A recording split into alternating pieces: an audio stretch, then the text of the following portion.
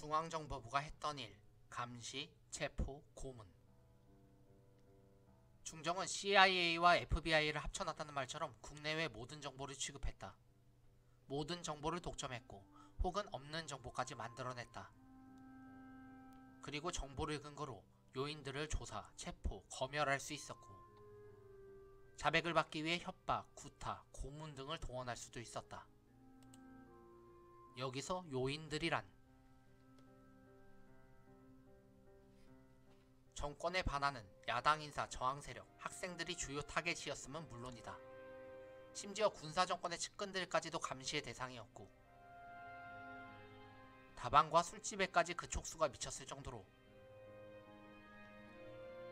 국민의 모든 영역이 감시의 대상이었다. 쉿, 말 조심해. 쥐도 새도 모르게 잡혀가는 수가 있어.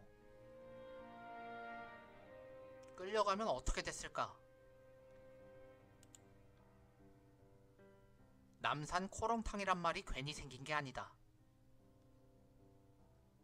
남산의 대공분실에 가면 악명 높은 전기고문과 물고문 등을 당할 수 있었다. 당시 중정부장이었던 김영국의 증언이다. 중정의 직업수사관들의 전직은 형사 헌병들이었고 이들 중에는 상당수가 일제 때 헌병이었다. 이들은 한때 독립운동가들을 때려잡다가 공산당 간첩을 때려잡은 천의 얼굴들이었기에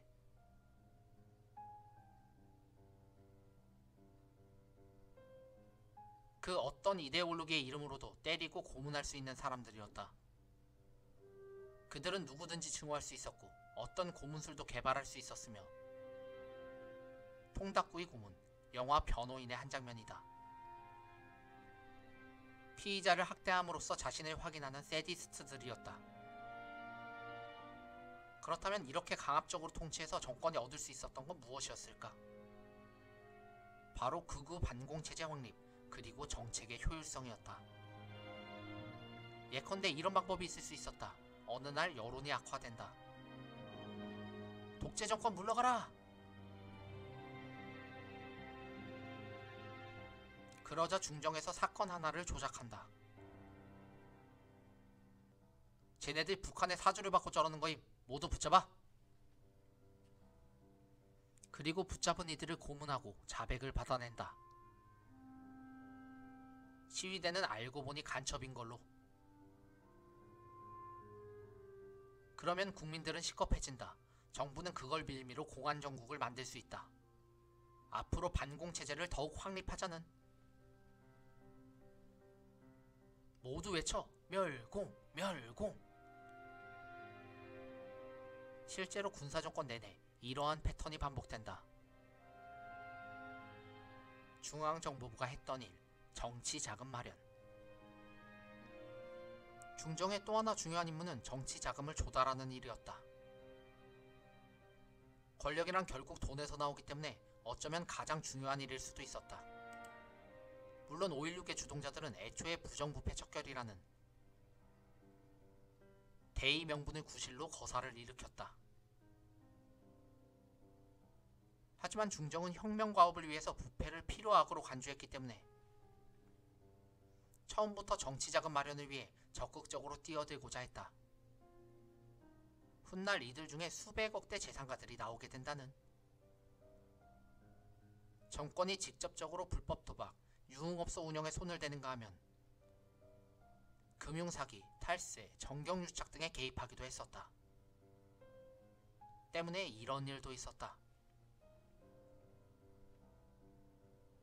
보다 못한 최명신이 군사정권의 부정부패를 들춰내려 하자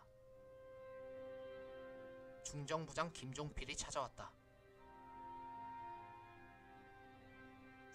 선배님께서 우리 혁명동지들을 감싸줘야지. 자꾸 목을 자르시면 불안해서 일을 할 수가 없습니다.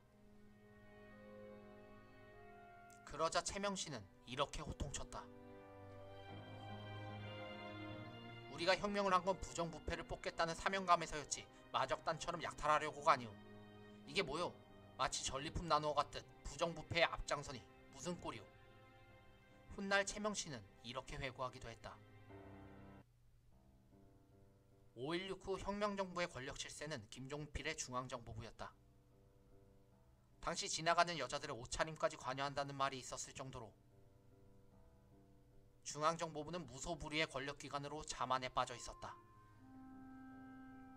하지만 김종필의 말 맞다나 정권을 위해서 필요하길 수도 있었다. 중정이 있었기에 군사정권도 존립할 수 있었기 때문이다. 강준만 교수는 이렇게 말한다. 만약 중정에 자금 조달이 없었다면 군사정권은 채 60년대를 넘기지 못하고 무너지고 말았을 것이다. 그러니 중정에 대해서도 개발 독재의 필요악처럼 이견이 있어야 되는 게 아닐까? 그러나 오늘날의 중정에 대한 평가는 한결같이 냉혹할 뿐이다.